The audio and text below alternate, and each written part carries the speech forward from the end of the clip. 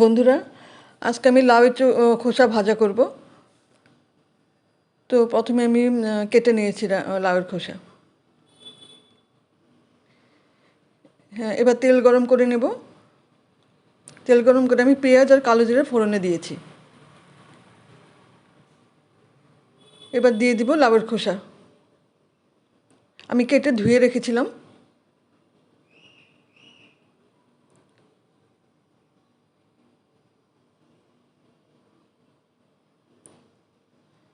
এবার কিছুক্ষণ নেড়ে চেড়ে নিলাম। এবার দিয়ে দিব পরিমাণ মতো নুন আর হলুদ গুঁড়ো।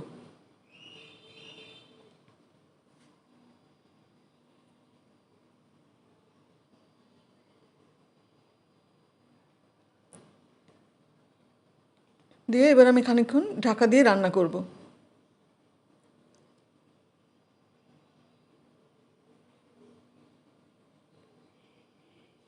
ঢাকনা খুলে এবার আমি কিছুক্ষণ নেড়ে চেড়ে অল্প জল দিয়ে দিলাম। জল দিয়ে আমি একটু ঢাকা দিয়ে রান্না করব সেদ্ধ হওয়ার জন্য। অনেকটাই সিদ্ধ হয়েছে। এবার আমি চেরা কাঁচা লঙ্কা দিয়ে দিলাম কয়েকটা।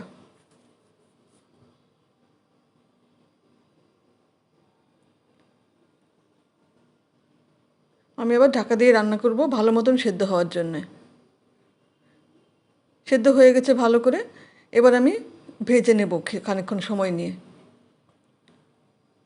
অল্প চিনি দিয়ে দিব স্বাদের জন্যে। আবার আমি ভাজবো কিছুক্ষণ ধরে।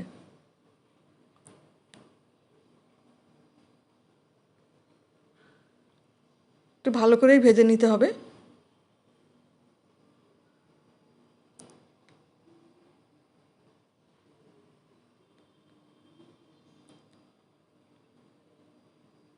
হয়ে গেছে। আমি খানিকক্ষণ ঢাকা দিয়ে রেখে তারপর বেড়ে নিলাম।